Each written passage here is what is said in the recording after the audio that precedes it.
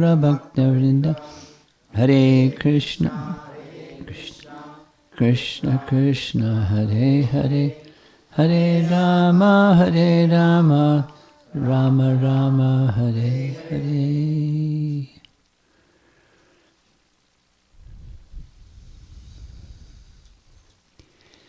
The playfulness of the cowherd boys is something we heard already. Aghasura hasn't made his appearance yet, but he's going to this evening. And for now, this particular class is going to discuss just 2 verses for 1 hour. 2 verses. Because they're very important verses to understand the nature of Krishna, the nature of Krishna's loving dealings, the nature of the love that Krishna has for the cowherd boys, the nature of the love that cowherd boys have for Krishna. It's a plunge into Braja Leela, which is the topic, Krishna's pastimes in Vrindavan, childhood pastimes in Vrindavan. Of course, all his pastimes in Vrindavan were childhood pastimes because he left before his childhood ended. And he went to Mathura. Much to the... When you hear this description, we hear a lot about the gopis, their feelings of separation from Krishna, but when you're hearing all of this, please bear in mind the very special fortune of the cowherd boys and how they must have also been feeling intense separation from Krishna when he left. Because we heard yesterday, if he just went behind a tree and they couldn't see him for a moment,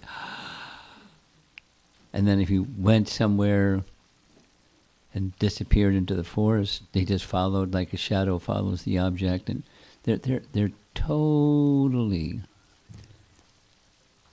immersed in Krishna, Krishna, Krishna, Krishna, Krishna, Krishna, in that mode of Krishna's dear friends,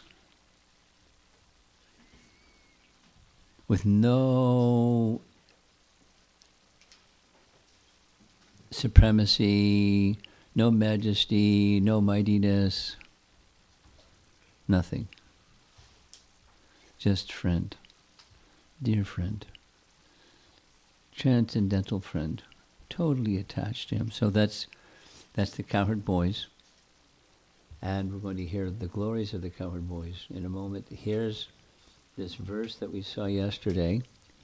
And Jyotirmaya did some nice recording of the reciting of the verse. I came across another one. It's a different melody, but it's nice. So we'll do the same thing as we did yesterday. You'll hear the sloka recited, and then it'll be recited again. So when it's recited again, that's when you can sing along or recite with the voice. This is, as you see, is Rupa Goswami's writing. It's a prayer to Krishna, and reaching, as the image is showing, reaching for the mercy of Krishna. Even though I'm not qualified, you're so merciful, and so please give some kindness to me. So here comes the recording, and hopefully it's going to work.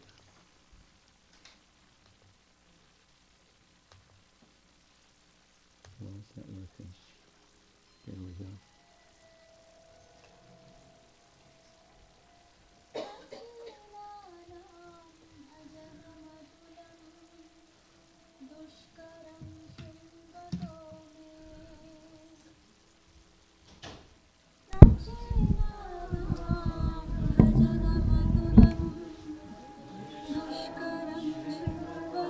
It's coming from there. नैर्यासेन ज्वलति हृदयं भक्तिलेशालसस्य नैर्यासेन ज्वलति हृदयं भक्तिलेशालसस्य विश्वदृचीम् अगहर तवाकर्ण्यकारुण्यवीचीम् विश्वदृचीम् अगहर तवाकर्ण्यकारुण्यवीचीम् आशाबिन्दुक्षितमिदम् उपेत्यन्तरे हन्तचैत्यम् आशाबिन्दुक्षितमिदम् उपेत्यन्तरे हन्तचैत्यम्.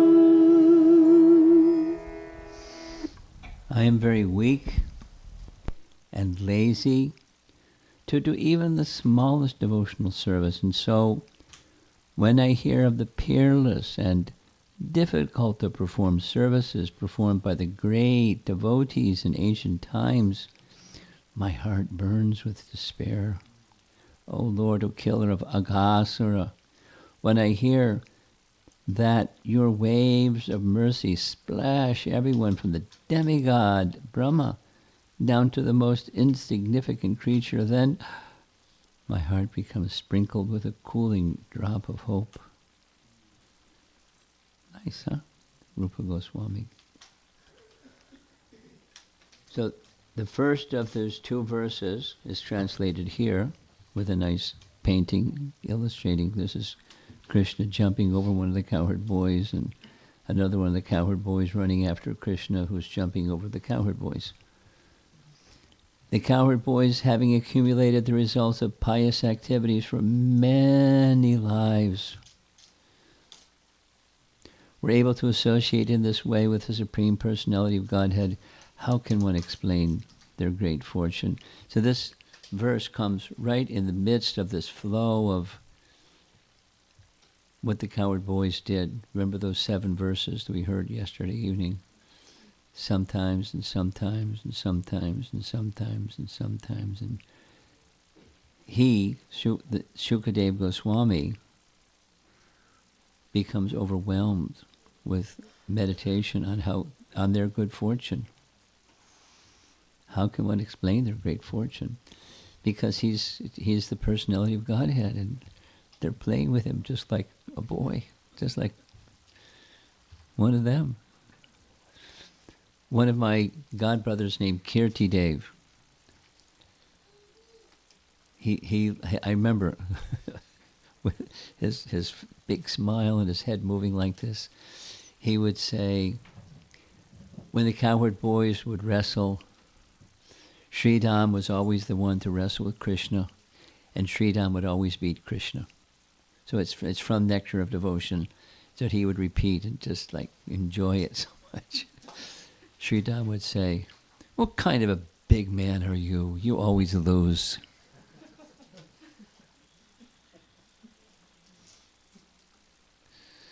Okay. So here's the verse with the words. We're going to spend time with these 4 words that are color-coded. Icham satam brahmasukhanubritya dasyam gatanam paradaivatena. Even just the Sanskrit sounding is nice. Maya shatanam naradarakena sakham Vijayro Krita Punya Punja. So Krita Punya Punja phrase was repeated again and again and again and again and again and again and again. So much so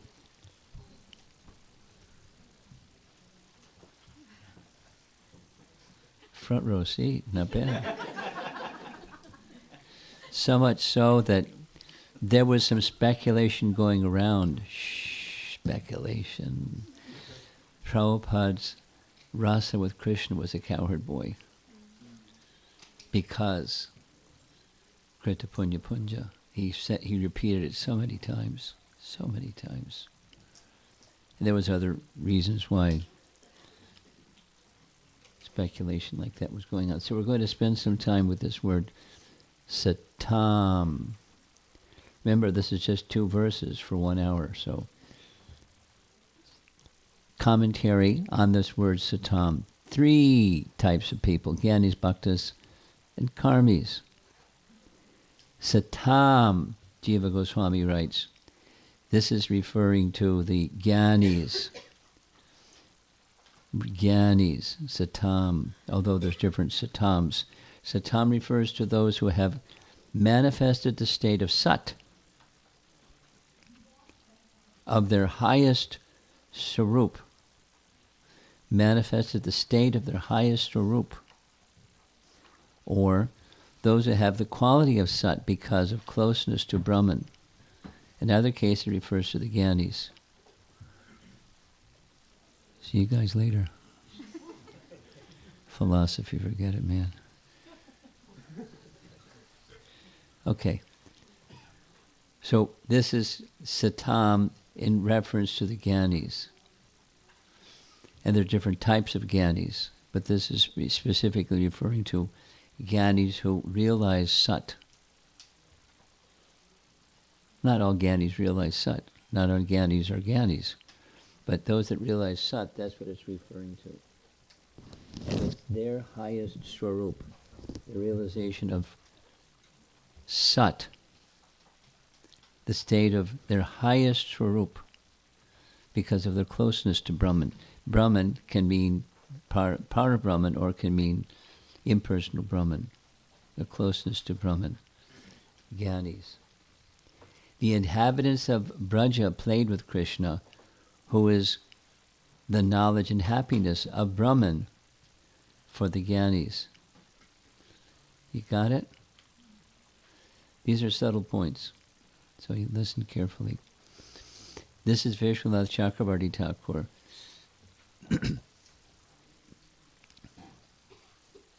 The happiness and knowledge of Brahman for the Gyanis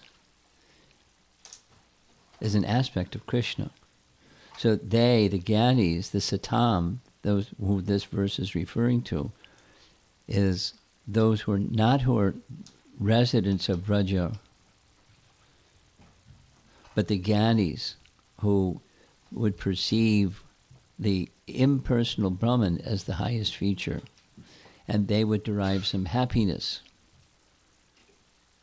from that, the happiness because that happiness is from the para Brahman.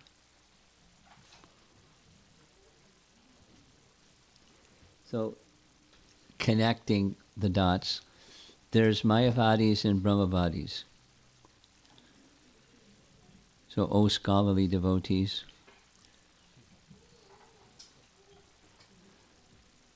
what's the difference? Is there a difference? Yes.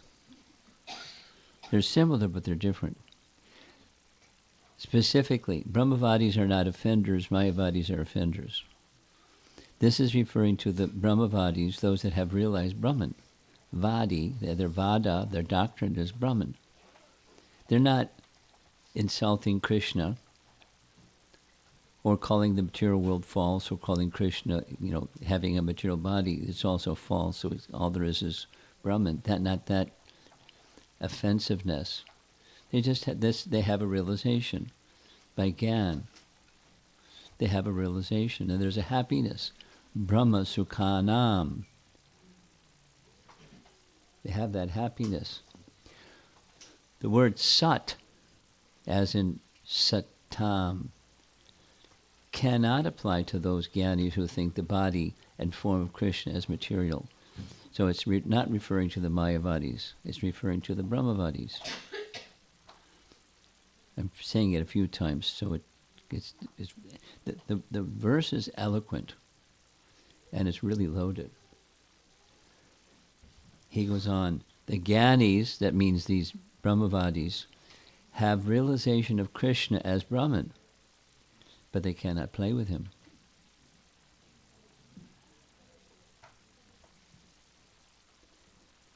Brahma Sukhanubritya. So Brahma is this Brahman, Brahma Sukh. And then comes this other word, Anubritya. Anubhritya. This is our acharyas breaking this one verse down. Anubhuti means self-manifesting substance. Self-manifesting substance. Brahman. Self-manifesting substance. Brahman doesn't need some assistance to manifest. Brahman is self-manifesting substance. And that self-manifesting substance is this happiness, Brahmasukh. Or with it is the Brahmasukh, we'll see, whose correlative or naturally related is dull matter. So, dull matter is resting upon Brahman. So right now we're in the spiritual sky. Welcome, everybody. We can't perceive it, but it's resting upon. You know, this is this question that came up yesterday night about absolute truth. Remember that question?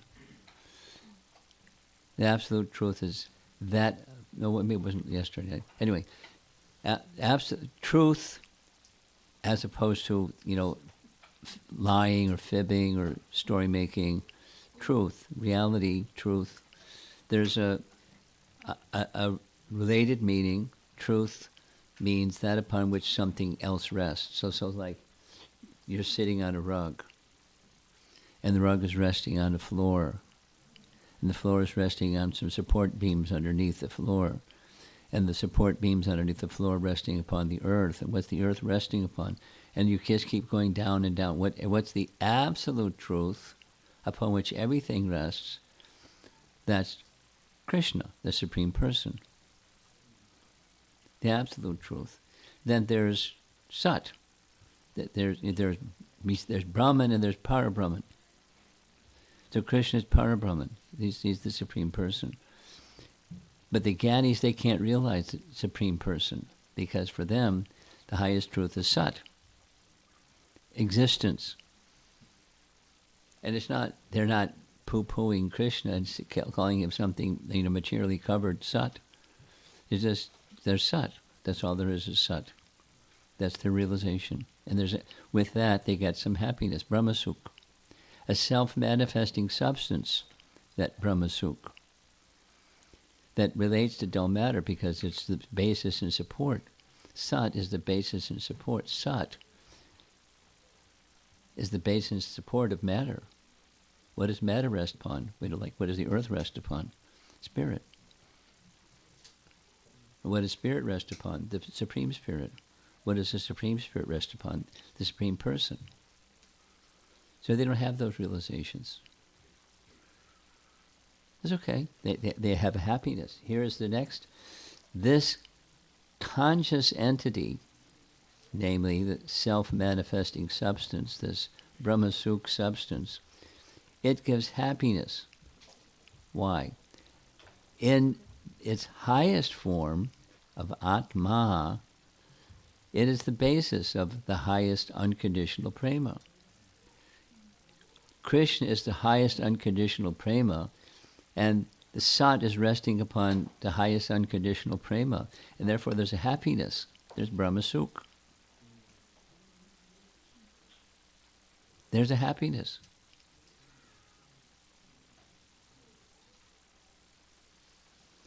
Here it is called Brahman, the greatest, since it is the highest Swarup for all the Brahmavadis, Gyanis, by appearing as the only in that form for them. What's being said here? The Brahmavadis, they're experiencing happiness. They're experiencing Sat. They're experiencing Krishna, not in the form of Krishna, but in Sat, the existential feature of Krishna. And there's a happiness in it because it's connected to the source of everything. Brahma Sukhanubhritya. Satam Sukhanubhritya. He, that's Krishna, was easily realized. Sukhanubhritya, as Atma Tattvam, or Brahman, by the liberated. This is the Gyanis, the Brahmavadi fellows. who exist in a state of mere existence, satam. They consider that is the highest goal. So that's the first line. The topic is how fortunate are these cowherd boys. Those that see the highest truth as Brahma Sukha, they're playing with him. So here's, for the devotees, satam, he was Bhagavan, the form of happiness, or prema bhakti, the most worthy of worship.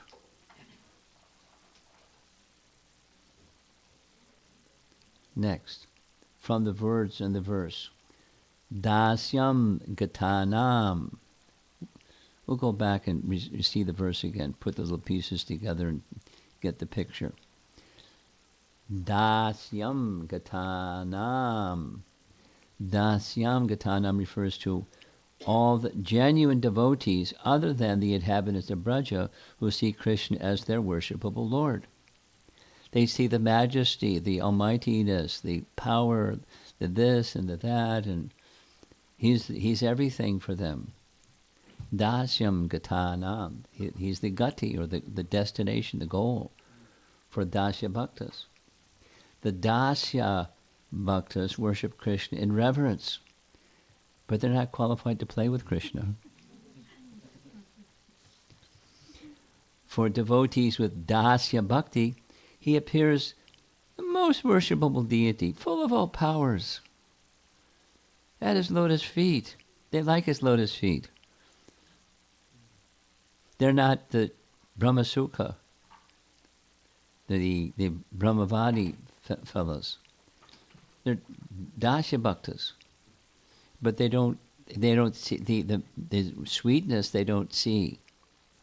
They just see the majesty. Maya Shatanam, we know who those guys are. Those involved in material happiness, Maya Shatanam, see him as an ordinary human, Naradarakena. So there's three categories. The Gyanis, the Bhaktas, the majestic Bhaktas, and those that are materialists. Karmis have no realization of Krishna, no worship, since they have no respect for him. So what to speak of playing with him?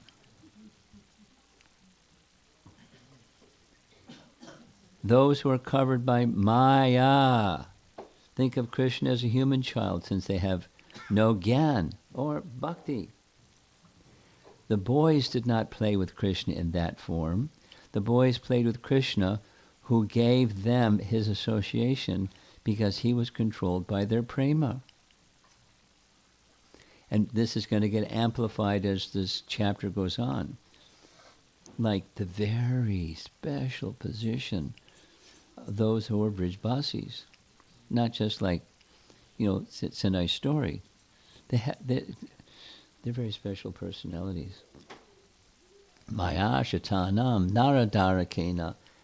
Well, there's a gopis that our acharyas say one of the ways to read the Sanskrit is this.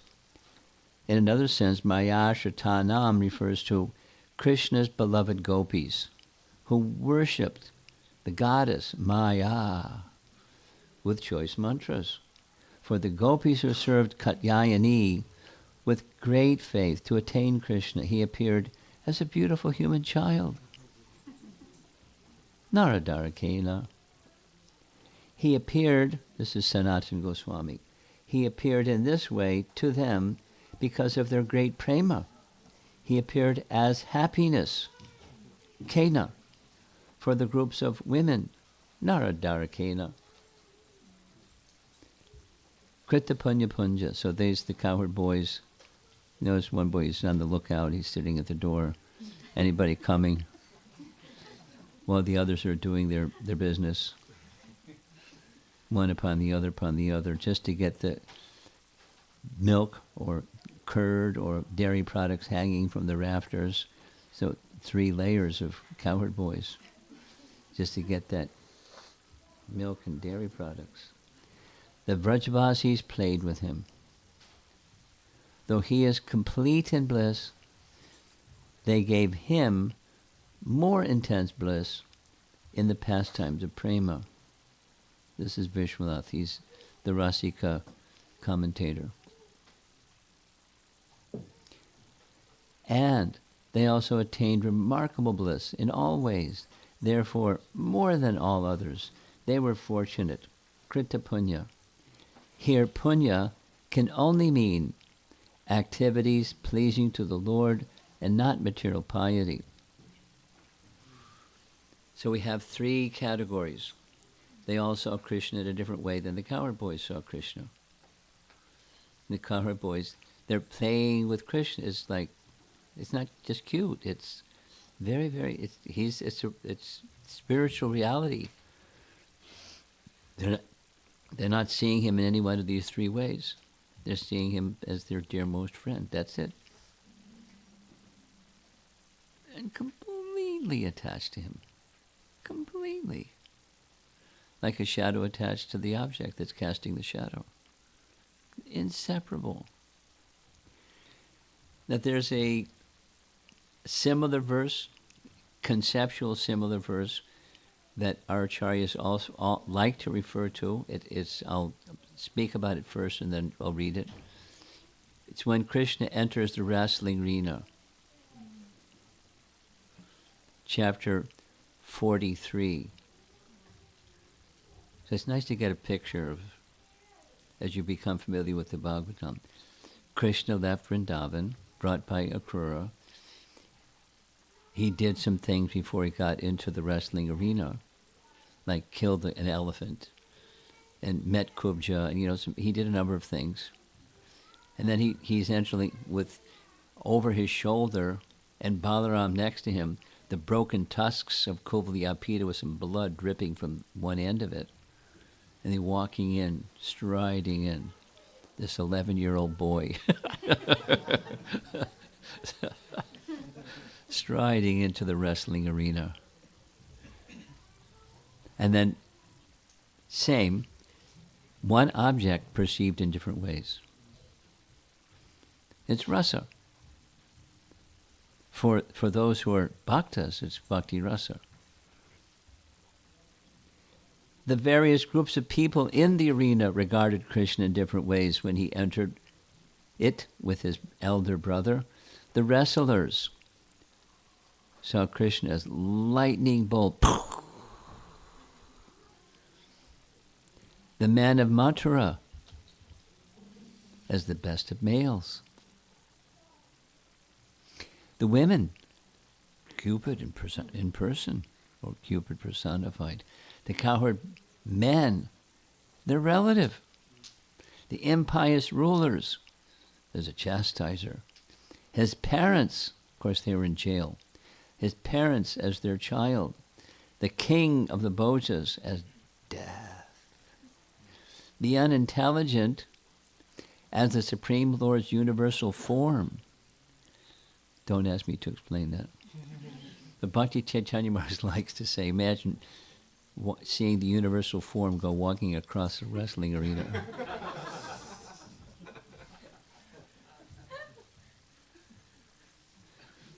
The yogis as the absolute truth, and the Vrishnis as their supreme worshipable deity. So that's the Dasya Bhaktas. And what entitled the cowherd boys to achieve playing with Krishna in this way? And the answer is heaps and heaps of punya. Now we'll hear some more about what kind of punya does that mean. But we already heard it doesn't mean material piety. Punya can mean material piety, but that's not the qualification for the cowherd boys. These boys, this is Prabhupada's speaking on this Krita Punya Punja. These boys, these cowherd boys, they have accumulated Krita Punya Punja, heaps of pious activities. Therefore, they are now allowed to play with Krishna. Krita Punya Punja. Morning walk in Bombay.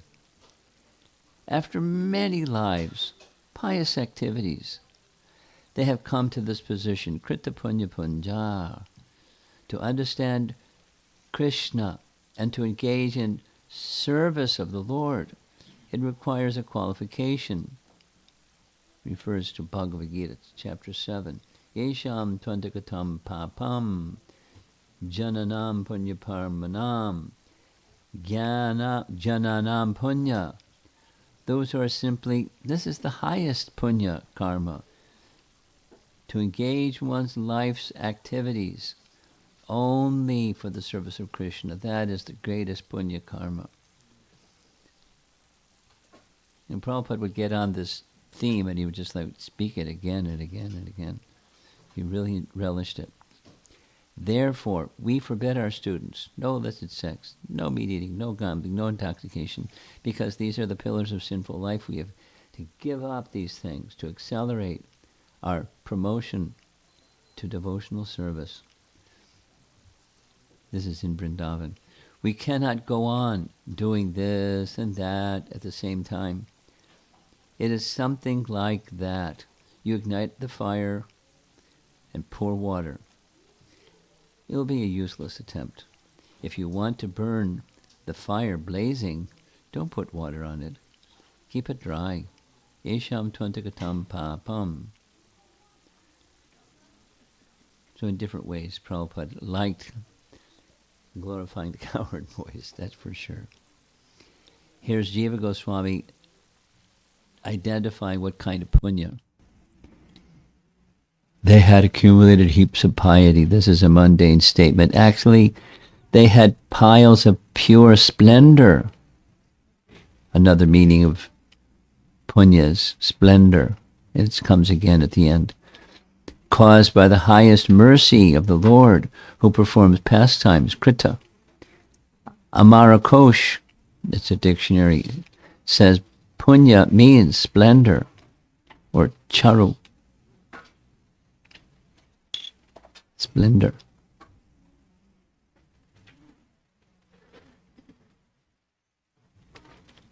Their priti as friends, with no restriction of reverence, expands at every moment because of its lack of restriction and its special nature with fullness.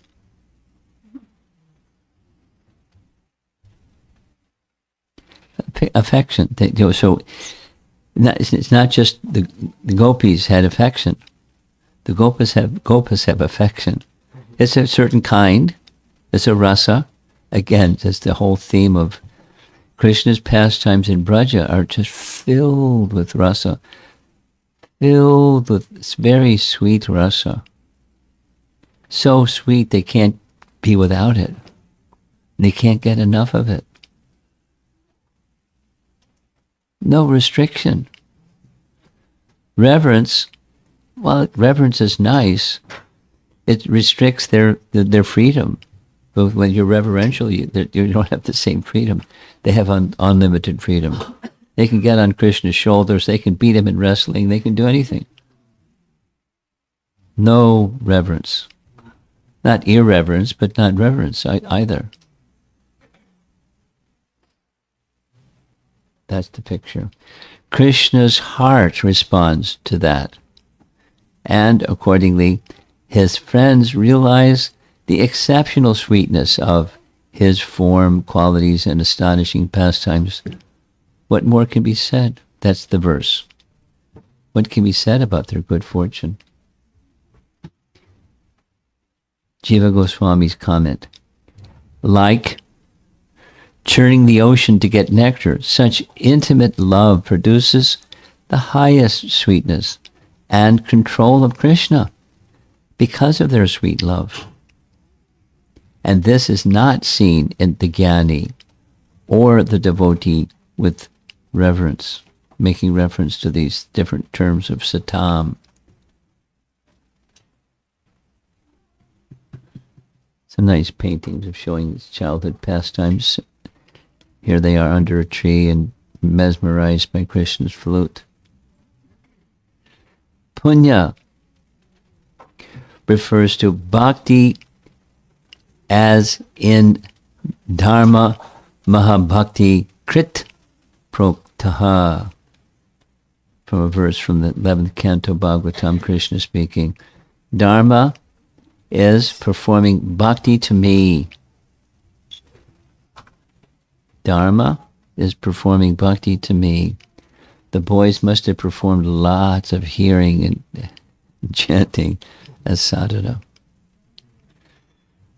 This could also mean they did piles of meditation in Satya Yuga or Krita Yuga.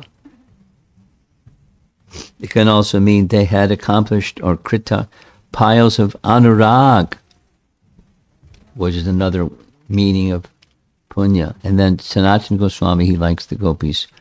The gopis' rati was not fulfilled during the day because of separation, and even at night was not fulfilled with comfort compared to these boys easily associating with Krishna. I mean, they were completely unrestricted. How fortunate. No, the gopis were fortunate in another sense. They were restricted, but that increased their anticipation of meeting and all those other nice understandings. Here's a reference from the 6th canto Bhagavatam. Maharaj Parikshit speaking to Shukadeva, "O great sage, greater are Jivan Mukta, and greater than those who attain liberation is the devotee of Narayana." Such a devotee who is in Shanta and other rasas is very rare, even among 10 million people. However, the Jiva Goswami comments, these Krishna's friends are rarer than that.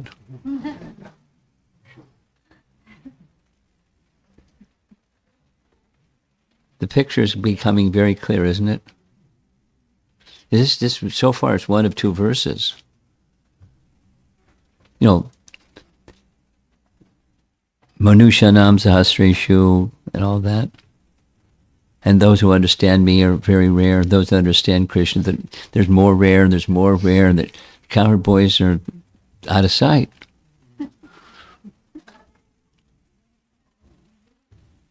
Among types of friends, this type of friendship does not exist. They are greater than all others.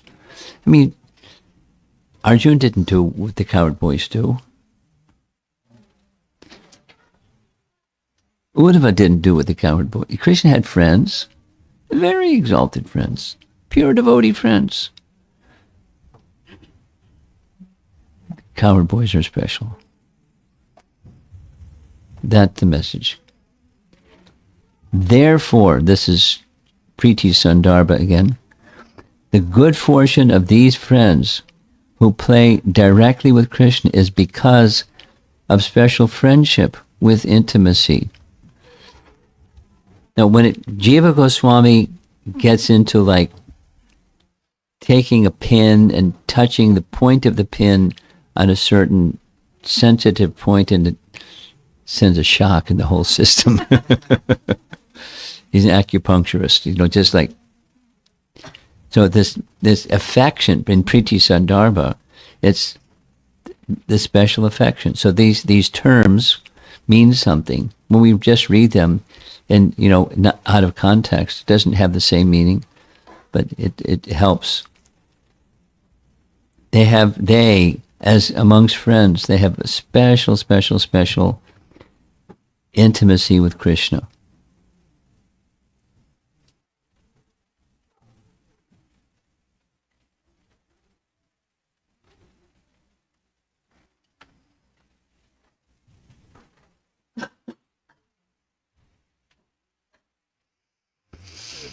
Krishnadas Kaviraj cites this particular message.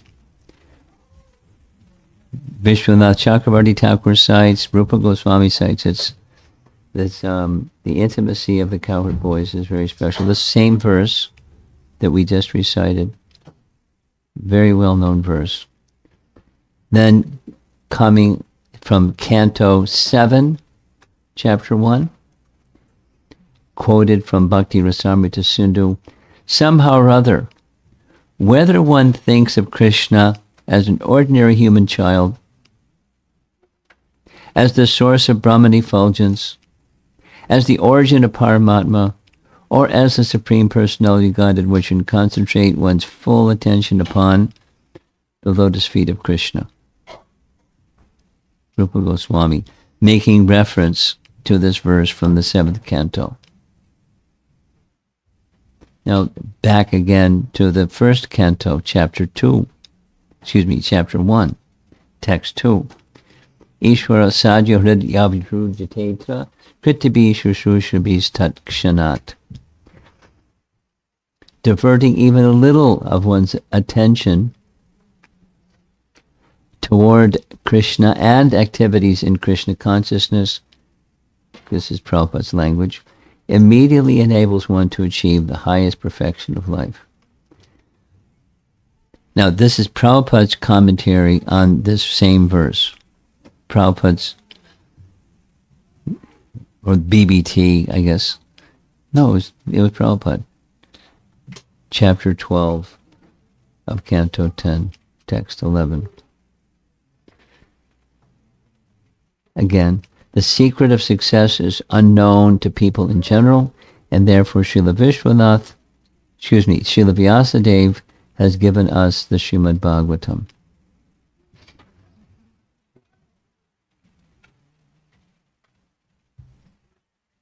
Chakre Sattvata Samhita.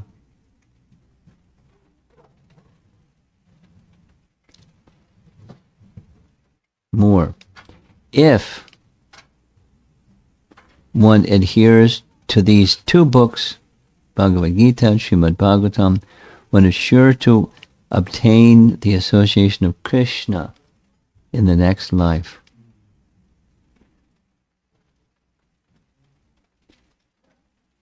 One last verse, this is a commentary on this verse number 11, then we're going to go to our second verse for this session. Therefore, distribution of Srimad Bhagavatam all over the world is a great welfare activity for theologians, philosophers, transcendentalists, and yogis. Well, that's on the receiving end. And then there's the giving end. Save earth now. Okay, here's the second verse for this session, text number 12. And in highlighted, pada, pa, as in apa, as in liquid. So that the drinking from the lotus feet of Krishna. We'll see how we go along. Translation: yogis may undergo severe austerities, this is in contrast to the cowherd boys, and penances for many births. Yet, in course of time, when these yogis attain the perfection of controlling the mind, they will still be unable to taste even a particle of dust from the lotus feet of the Supreme Personality of Godhead. What, then, can we describe about the great fortune of the inhabitants of Brajabhumi, Vrindavan, with whom the Supreme Personality of Godhead personally lived, and who saw the Lord face to face? So the attention has shifted from just the cowherd boys to more broadly all the Brijbasis, because there's different rasas within Vrindavan, and they're all of a very special position.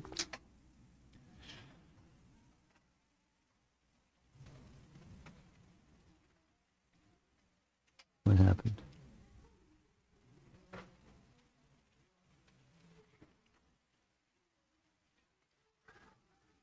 Here we go. Yeah.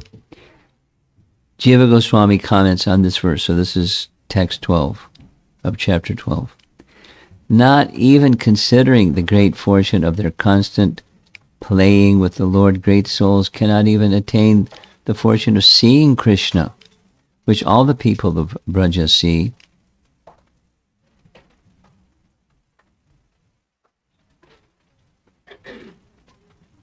There's Krishna's lotus feet. Yogis cannot even see a grain of dust from his feet. This means that they cannot establish any sort of relationship with him. Neutrality.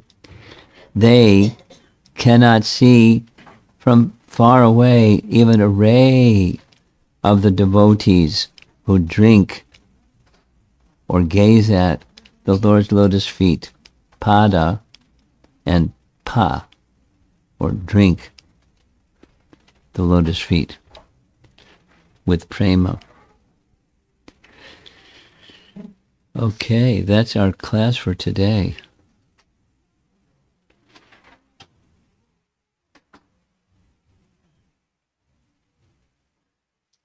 What's next? Aghasura. All this was just a build-up. Their mood, their good fortune. And then they see this. They don't know what it is. When they see it, they're frightened. And then they think it's a statue. And then they're not sure if it's a statue or alive. And then they say, whatever it is, just like Krishna dealt with Baka, he dealt with Baka. So let's go. Go check it out. And off they go. Because Krishna is going to protect them. It's not like he's mighty armed Krishna, Mahabaho. He's just Krishna. Whatever he's going to do, and it'll be all right. So let's go. Playful. Completely playful. No restrictions.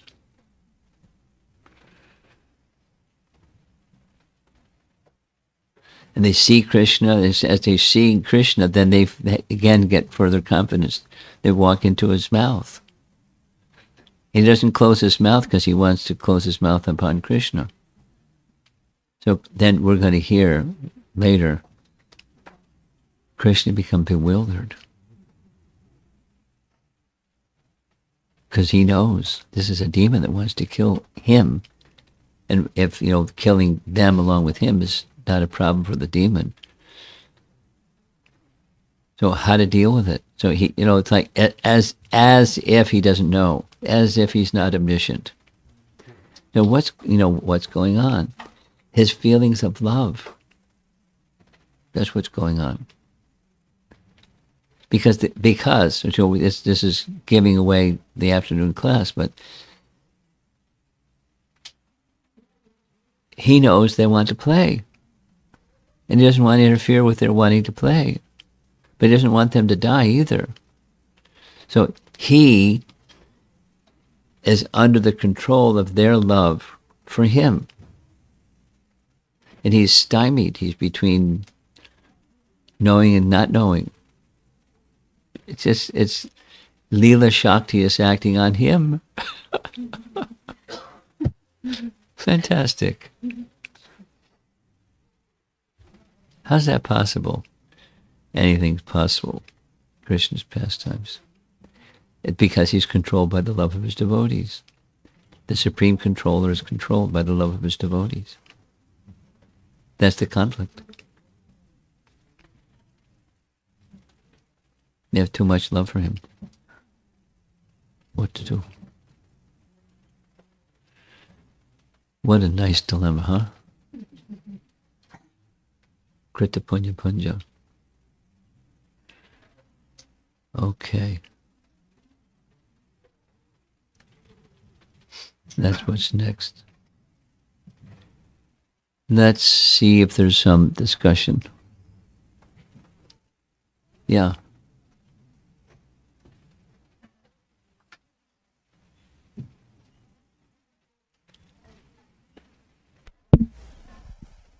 Two questions, Mark. Some of the gopis are, their previous lives, they were the sages in the Dandakaranya forest. How Acharyas talked about who these cowherd boys were, or at least part of them, in their previous lives. I'm unaware.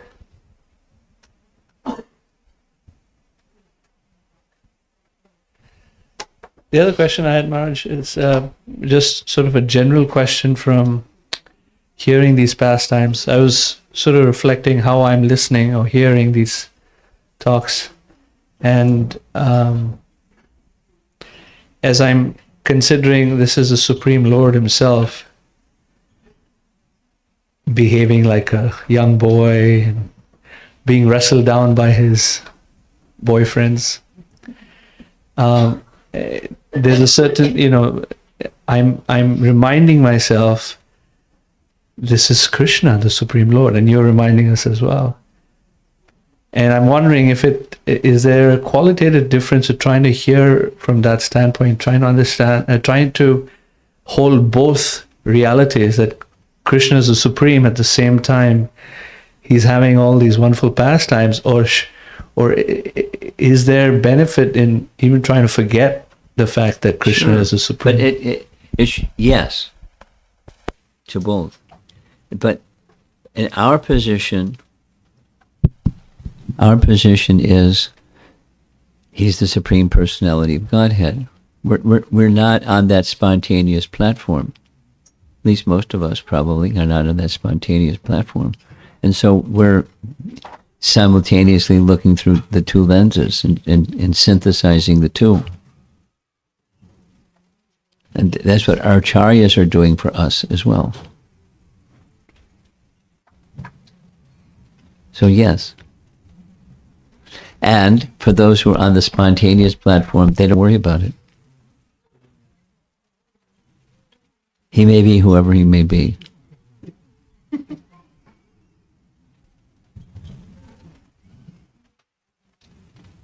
We're not there yet. Okay. Something else? Yes. Maharaj, yeah. Question on part one. Again, it's a continuation to what Prabhu has asked. Go ahead. Okay. So, there are three classifications that we have seen. One is the Gyanis, the Bhaktis, and Karmis, right? And the Gopas is classified as Gyanis, and they got the opportunity. Who is classified? The Gopas, the cohort boys. No, you missed it. You missed it. They're not classified as Gyanis. There are Gyanis that's not the cowherd boys. There's Gyanis, there's materialists,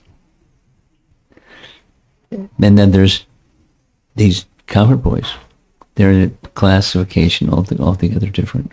So one of the slide, actually the following slide. Hold it a little further from your mouth, or just turn the volume down, because he's got a strong voice. Yeah, the following slides, it's shown as the, other than the Vrajavasis, they are all Bhaktas, meaning so the lotus feet to Lord and right. Yeah. So in that, and then, I mean, maybe I misunderstood, because my question was if cohort boys were classified as the Gyanis, right? No. So then again, it raises a lot many questions. I was becoming so restless actually after seeing that. Yeah.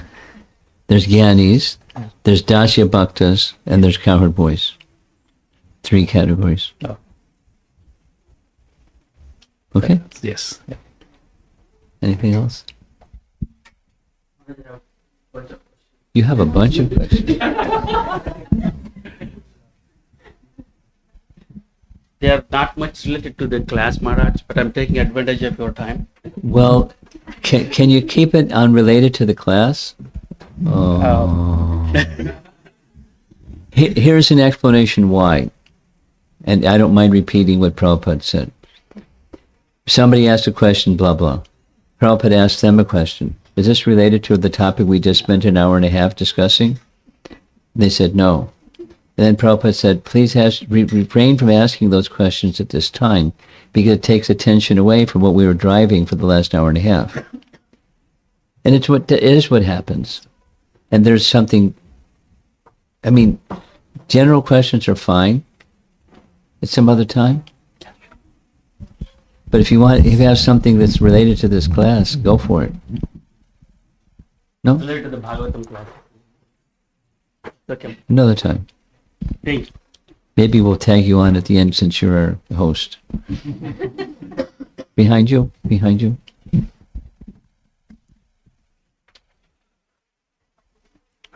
Maharaj, I was wondering about how, as you said, so fortunate the cowherd boys are.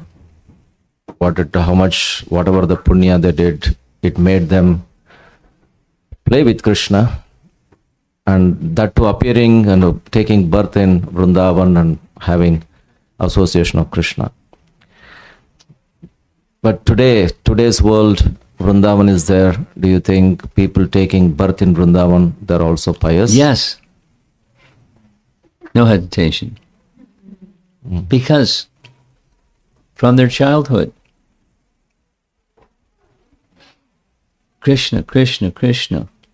Now, there's different lifestyles in Vrindavan. Even the different lifestyles, Krishna, Krishna, Krishna is at the center. Krishna, Krishna, Krishna is at the center. Have you met persons that were born in Vrindavan or regularly visited Vrindavan because they lived close by, etc., from their childhood? They're soaked with good fortune, whatever they may have been when they were little, growing up, and all that stuff. And then there's categories, like the person that asked the question about stealing of glasses by the monkeys.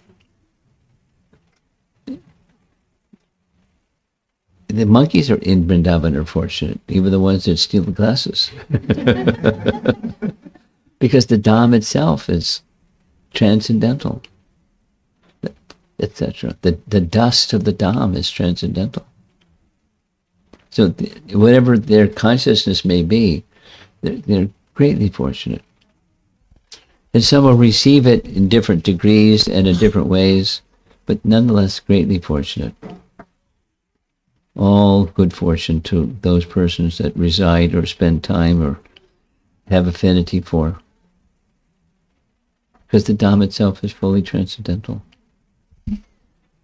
Another question was, maybe we are not, I am not born in Vrindavan, but how fortunate are we to get associated with Prabhupada's ISKCON?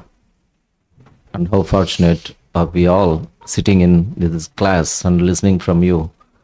This, these pastimes, it's not ordinary. No. I don't know what pious activities we did. Well, you know the answer. The term, it's good to bear in mind the meaning of pious activities as defined by our acharyas. And it means devotional service.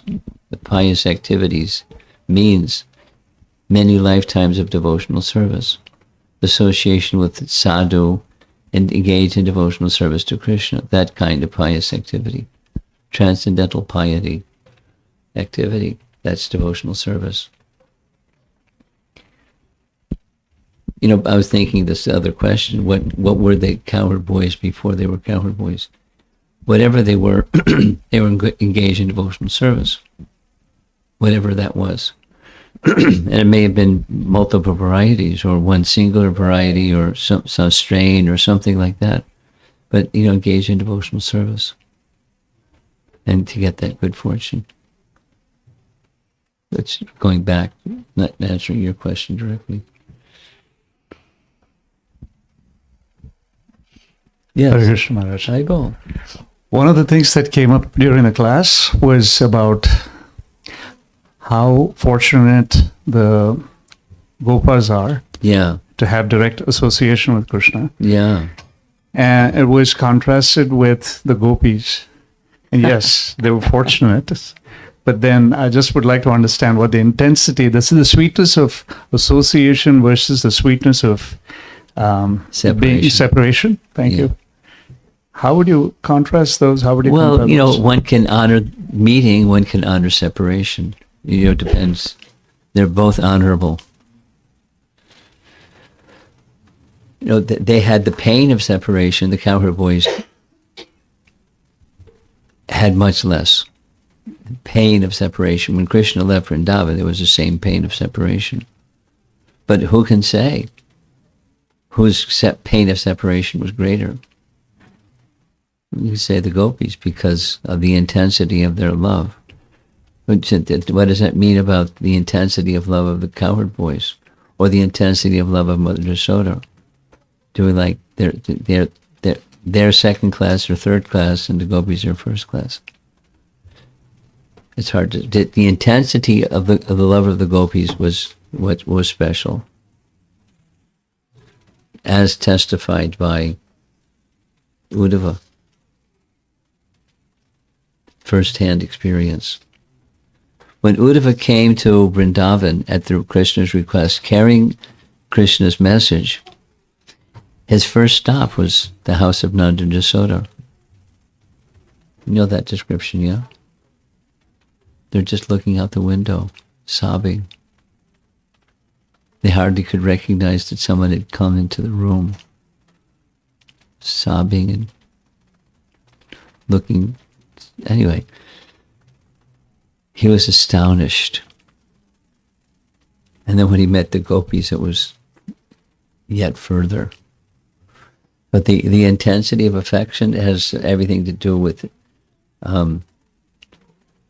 the rasa.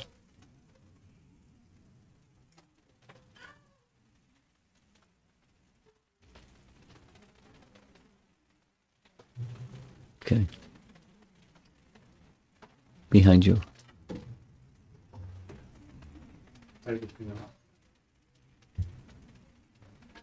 Hare Krishna Maharaj.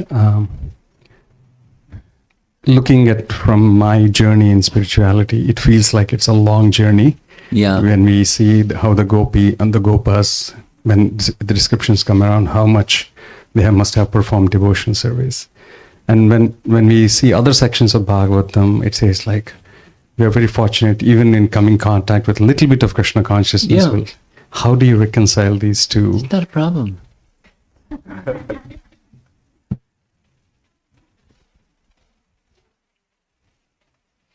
Within the dust of Vraja, the whole spiritual world is there.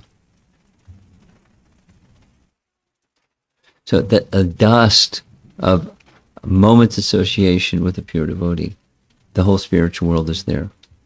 And then you get a big mound or mountain of dust, and then it's just more of the same.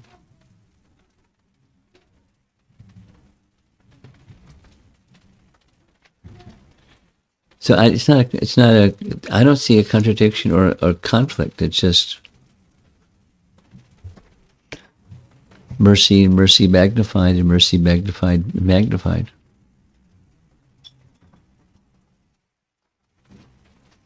That was Uddhava's desire, a particle of dust from the lotus feet of the gopis. That was for him, and he had Krishna's association. And he wanted the dust from the feet of the gopis because of their intensity of love for Krishna. Their madness and love for Krishna. It was he had love for Krishna. And to see the love the gopis had for Krishna, they were mad. Mad. He's a connoisseur of love for Krishna, and they're the highest.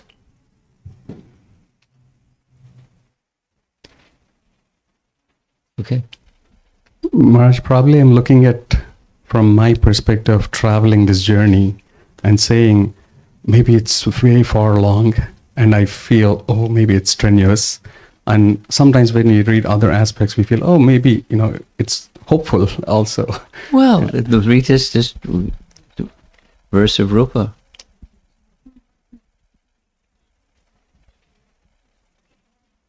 Oh, advanced souls have different ways of saying what you just said. The hope against hope, or when I see the mercy that Krishna gave to even the demons, I have hope.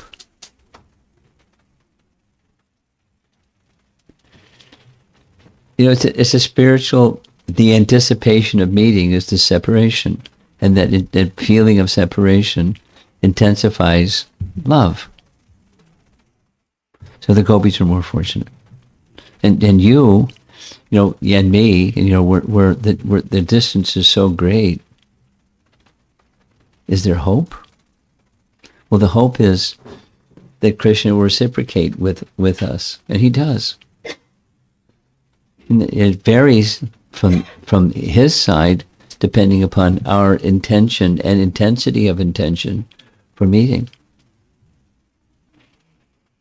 But in a moment, like the Katvanga Maharaj or anything other example, in a moment, one can be situated at the stage of perfection. Then if Krishna so desires, his mercy has to come. It was a number of years. Krishna made a promise to Kubja, and Krishna fulfilled the promise to Kubja. Krishna came back.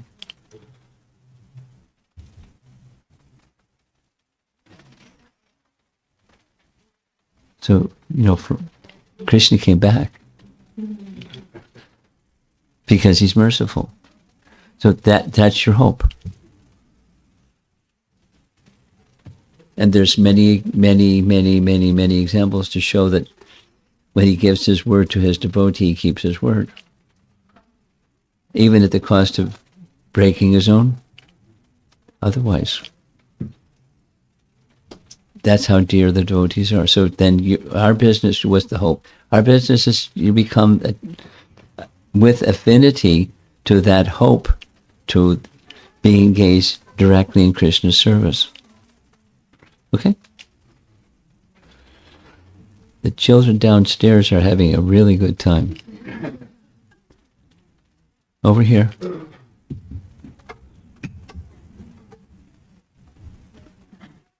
Two of them, not bad. She's monitor the volume because she's doesn't have the same kind of voice as these men.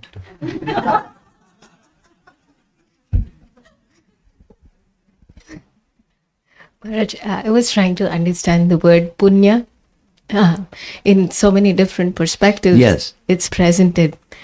And from Madhurya Kadambini, we understand the same thing as here. Yes. In Madhurya Kadambini, he says punya is not material piety of digging wells and opening hospitals, etc., but rather of pleasing Krishna. And the definition, do you remember the definition of Jiva Goswami? Splendor. Punya, splendor. Yeah, and also relating it back to what Prabhupada said about no illicit sex, no meat eating, no gambling, no intoxication, and that's the platform. That's a starting platform. Yeah, that's the starting platform. And again, like we see in the life of Rupa Goswami and Sanatan Goswami, they go back to Chaitanya Mahaprabhu and say, we are lower than the Mohammedans because we are serving the meat eaters, the Yavanas. So we are not even qualified to come in front of you. So the reason, like, why I'm trying to connect this is because sometimes devotees have to work in certain situations where like meat is served or they don't eat meat, but like they are related to professions where they are serving the Yavanas in one sense, because it's not fair by scriptural purity. So how do we like in one sense, like we can say that Rupa and Sanatan's it was a pastime. They didn't really do any sin by serving the Mohammedans, but at the same time, like, how do we apply it in our lives?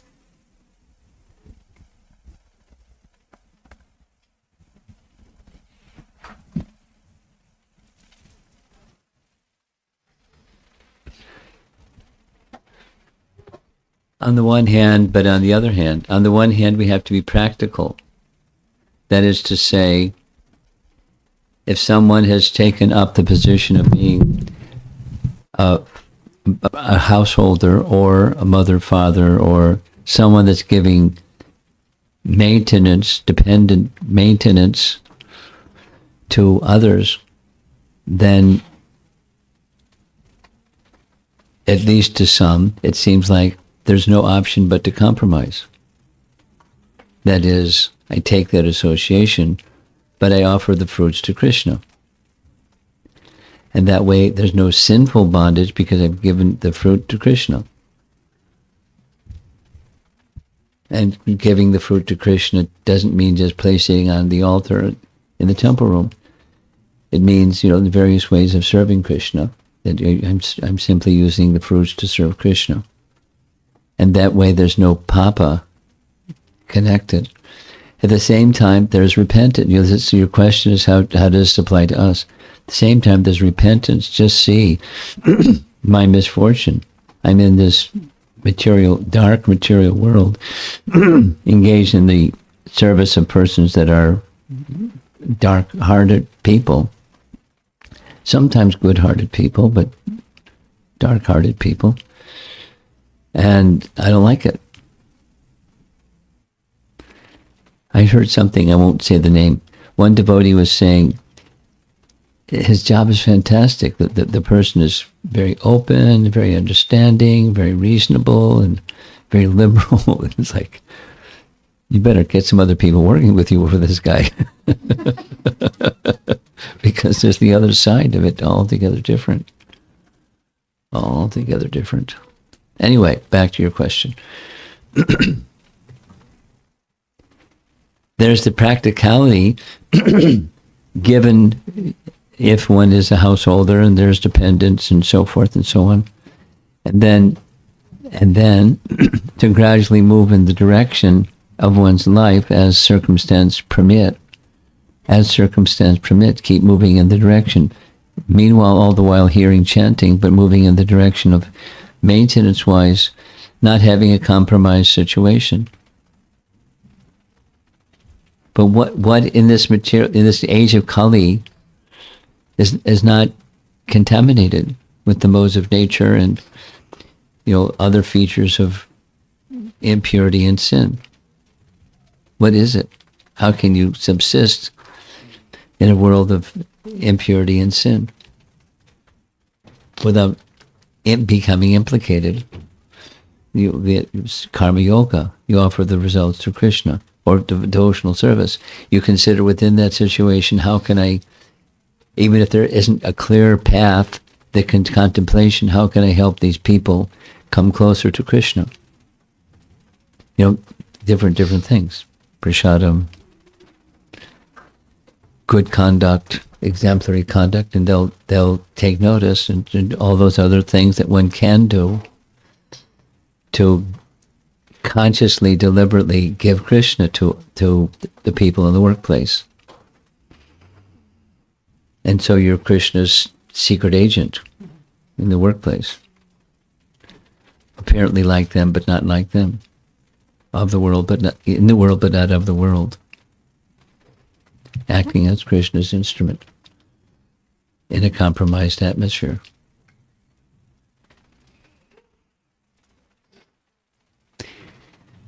Anything else? Yeah. Whoa. There's some questions over here. Just sit down. Sit down. Thank you very much. Go ahead. Comrade, if you permit me to ask, I have 3 questions that arose. Okay. They'll be short, I'm sure. So I understand that one can acquire motherly rasa with Krishna, but can never be Mother Yashoda. That's not a position. That's right. So with the cowherd boys, one can acquire this rasa. But what about Subala, Stoka Krishna? What about them? Sridham. Those are eternal associates. You can't become Stoka Krishna.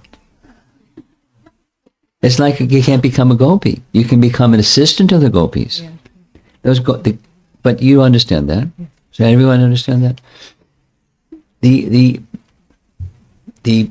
Rakatmika bhaktas, they're eternal.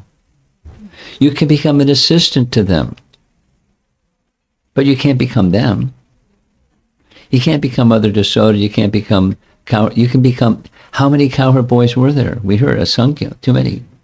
So some are eternal and some are, newcomers. assisting. Okay? So there's both Nitya Baddha and Nitya Siddha yeah. in the cowherd boys. Yeah, next. With the Mayavadi Gyanis, their spiritual realization is not sustainable. They're just offenders, just like poo on these guys. What about the They're offenders. They're offenders. They can't go anywhere. They don't get any realization. It's just blah, blah. No realization. What about the attainment of the Brahmavadi Gyanis? What about them? Is it sustainable? Why not? Now, that's a nice question. Can one fall from to the position of Brahman realization? Because if not, it's not sustainable. If not, it's sustainable. And if it's not, then it's not sustainable. Everything depends upon association. Supposing such a person gets the association of Viveka, it says, wow, this is really nice. That happens. The four Kumaras and Shukadeva Goswami are standard examples, and there's other examples. But then that's not just like having a philosophy of life. They have realization. They have Brahma Sukh. And they became devotees. One this way, the other that way. But they became devotees. That's sustainable. So then, okay, what if they don't get devotee association? Let's pray for them. They get devotee association.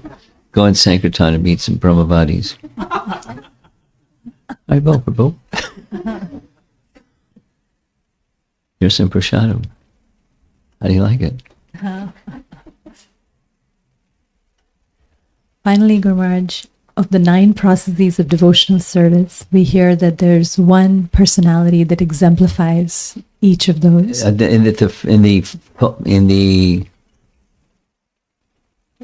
the best way. There's many other examples, but yes. Yes. So, Dasyam is epitomized in Arjuna, even though the cowherd boys are actually... So there's many. And is it because Arjuna's relationship with Krishna is one of friendship, but he is aware of Krishna's majesty? That's not the reason. Okay. It perhaps the reason perhaps is he's well known. Dhoka Krishna isn't so well known. Unless you live in Vrindavan. Okay. Guru Maharaj, 2 questions.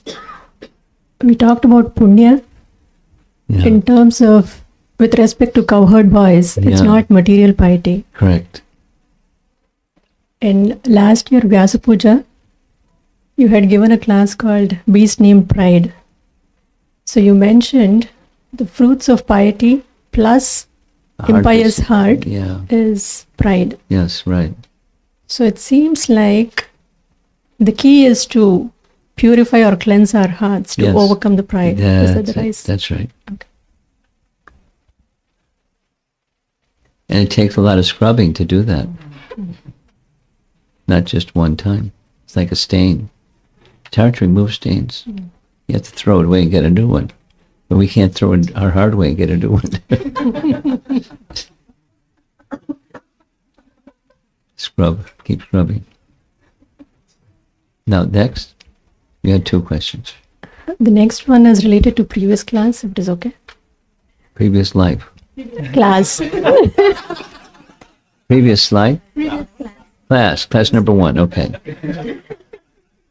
So you mentioned of different Shaktis of Krishna. Ichha Shakti, Satya Sankalpa Shakti and Leela Shakti in hierarchy. Yes, I mentioned those. And are these, or do they come under the Ladini potency of Krishna? Do they come under the which potency? The Ladini potency The Swarup Shaktis.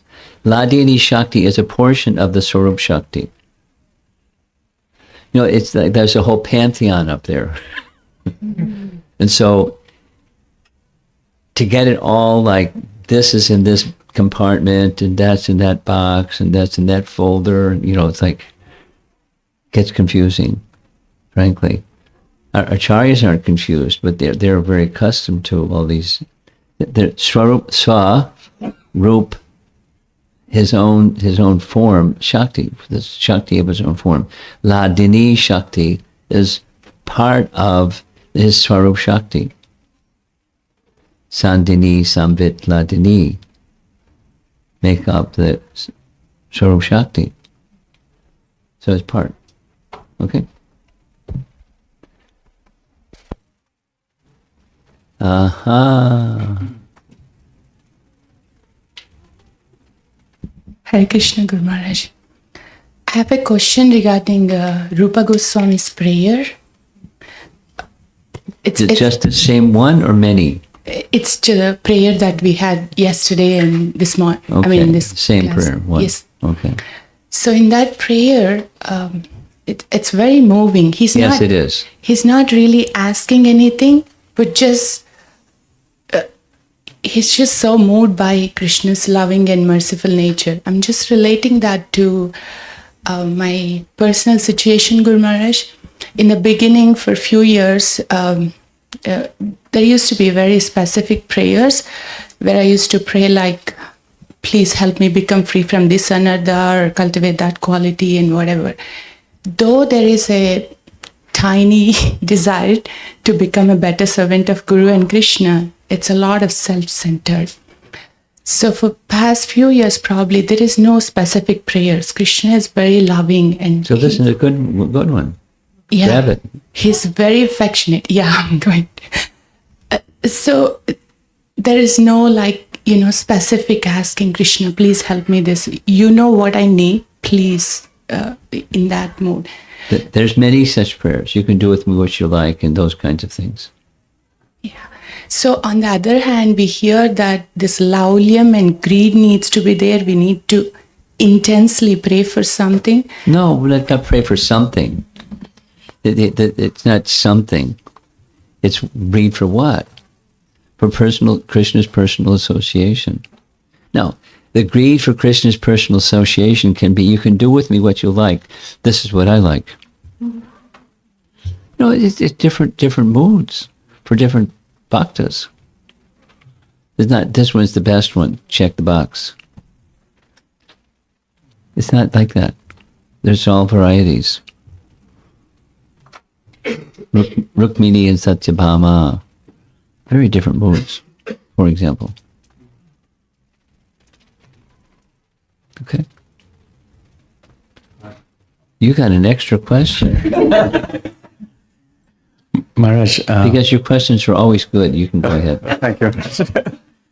Follow up to one, and I think you just touched upon it. Is it our material contamination that puts devotees in hierarchy and tells us, No. I should aspire for that? No. I mean, it can be, but it's not of necessity. Material contamination we're very familiar with, but there are great Vaishnavas that aren't, and they have this hierarchy. And, Chaitanya Mahaprabhu, the love of the gopis is the best. Right? Isn't it? Rajavadu Yes, Vargena Maharaj, yes. Kalpita. But then when we look from our side, I think we tend to say, Well, that's not our side.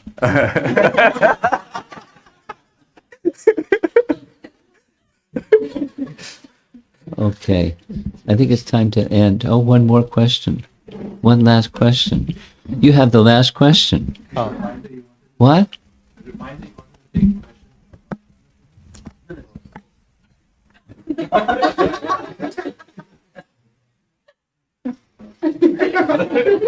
Yes, sir, more important.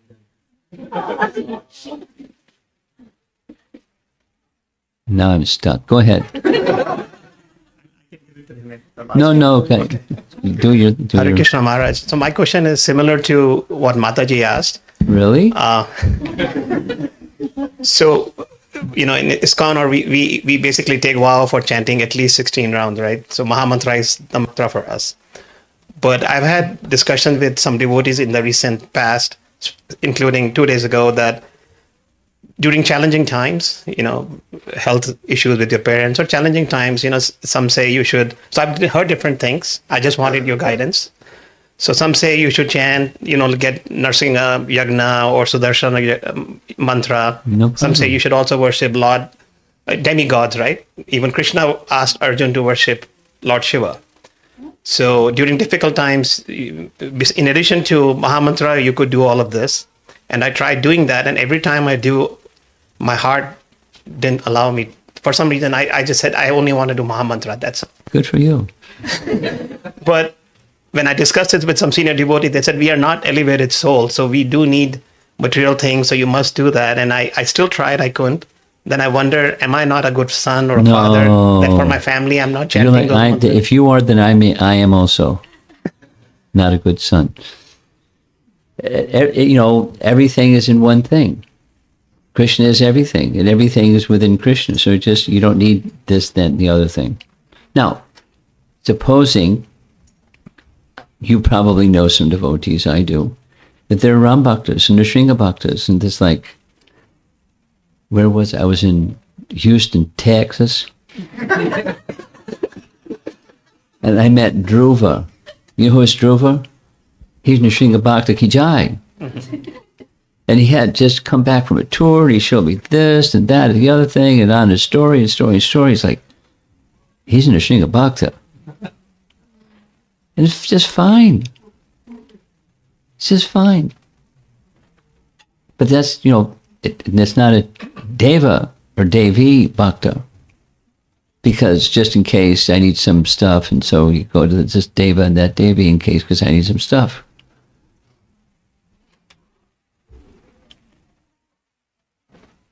No, is it true that the residents of Vrindavan, Nanda Maharaj included, did such things? Absolutely. The gopis worshipped. We just read it. But what were they worshipping? The internal potency to have Krishna as husband. Because you can't worship the external potency to get Krishna as your husband. So their worship was the internal potency. Back to your question, Swarup Shakti. An aspect of Yogamaya, the aspect of Swarup Shakti. That's all you need. If somebody wants to be in a Nrsinga Bhakta or a Ram Bhakta, that's just fine. Just fine. And being a follower of ISKCON and a follower of Chaitanya Mahaprabhu, like Murari Gupta. You know about Murari Gupta? He was a Ram Bhakta. Constitutionally. And worshipper of Chaitanya Mahaprabhu at the same time. Anyway. So if my heart allows me only to chant Mahamantra for material benefits, not money or wealth, but health and happiness and peace, it's okay to just chant Mahamantra. Yeah, in addition to spiritual. But Krishna will take care of that anyhow. So you don't need to chant for that sankalpa. Okay. Just water the root of the tree. And all the leaves and branches and twigs will get nourished. You have to have that sankalpa. Okay. Thank you, Maharaj. Okay.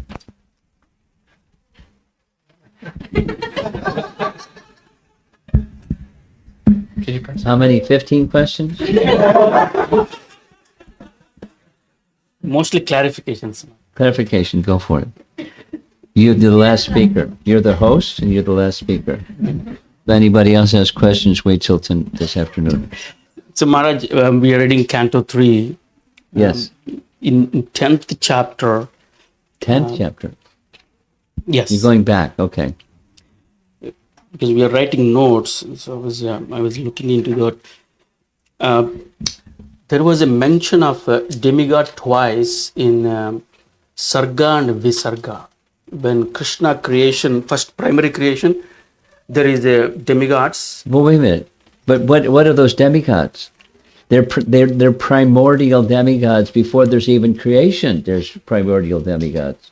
The prototype from which the ones that, when there's creation, they manifest. You follow? Should I say it again? The prototype? You know what prototype means? Yes, Okay, so they're the prototype demigods.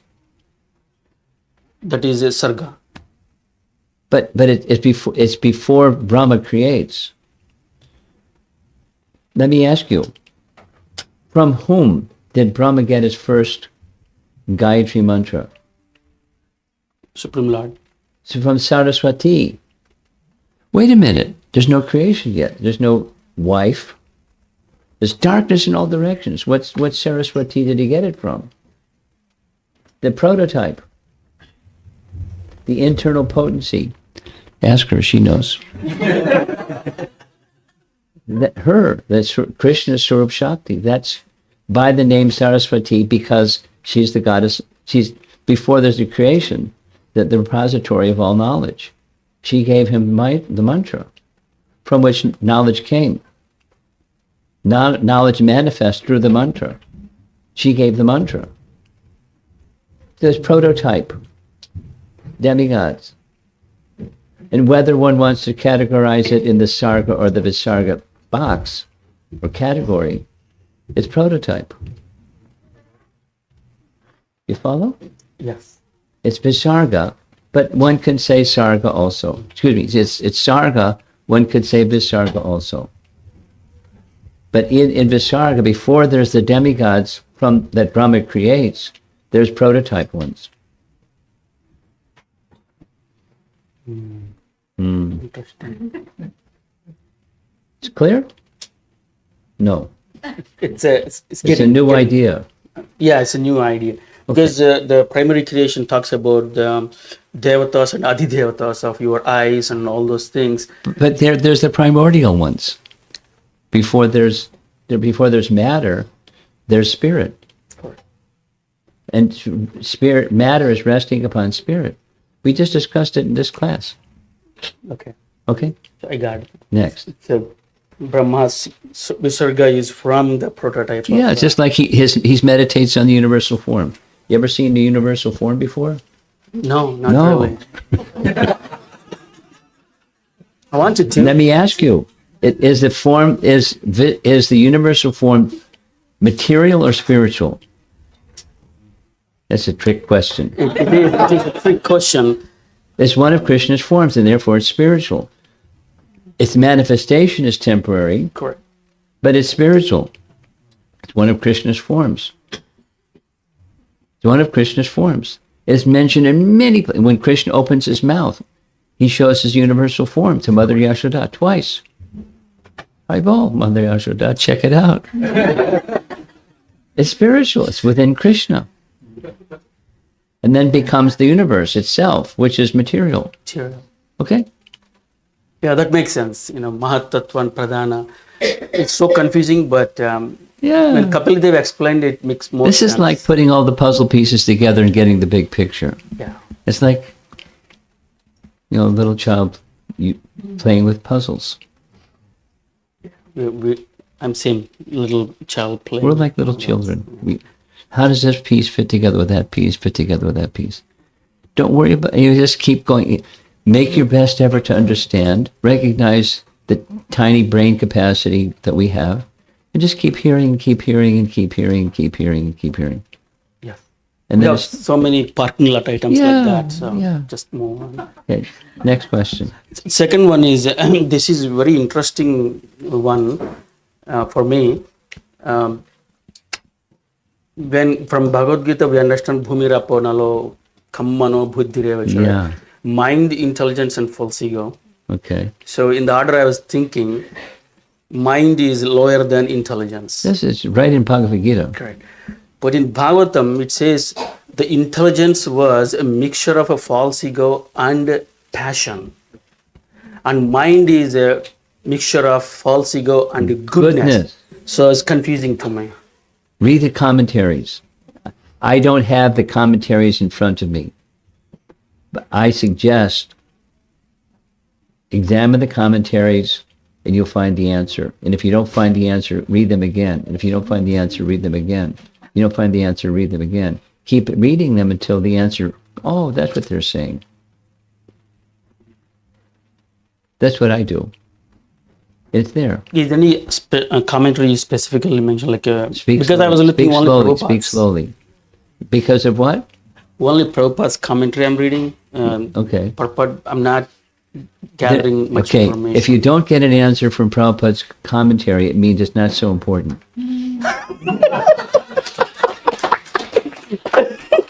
That is true. It's not important. We can move on. But I'm just. Okay. So now, but your mind is stuck, so go to the commentaries from which Prabhupada was drawing and read it again and read it again. There's abundant commentaries. If you don't know how to get them, ask somebody in the room that knows how to get them, and they'll tell you how to get them. And then you read them. Wonderful.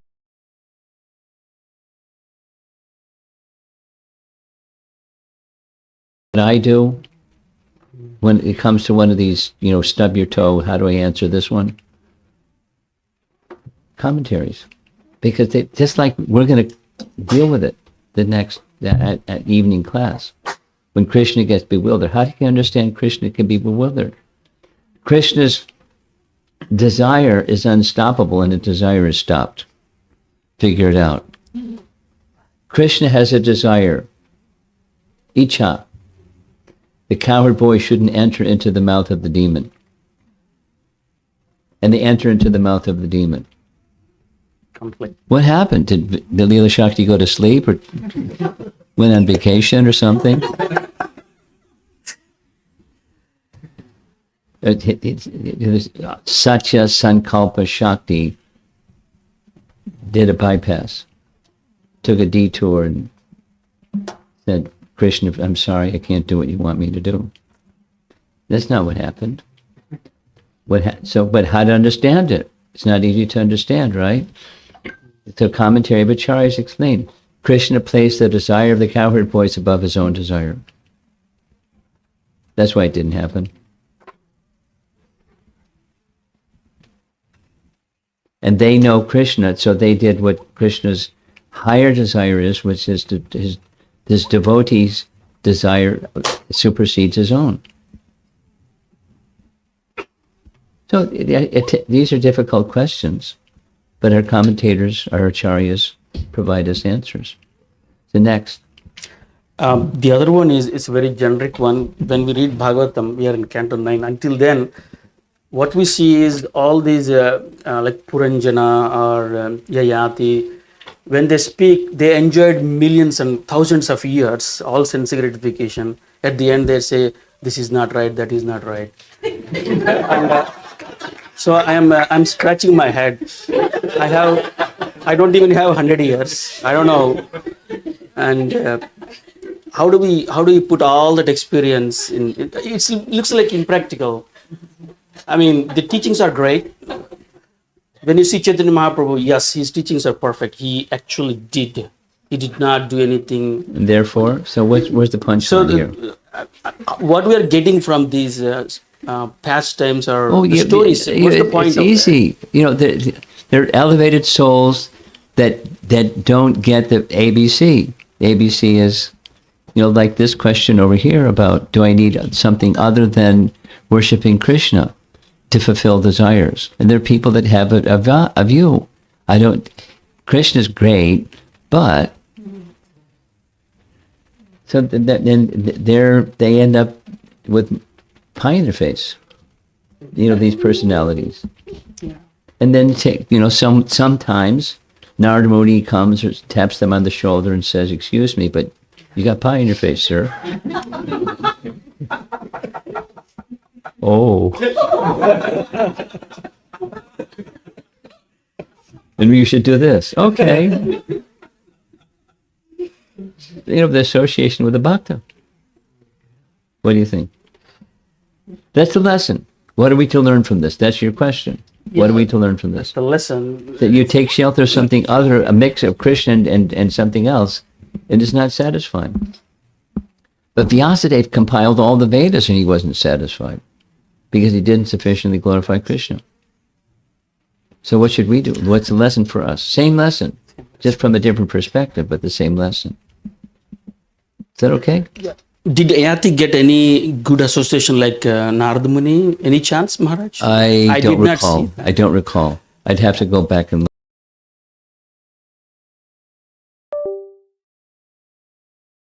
search it. Yeah, I'll look into it.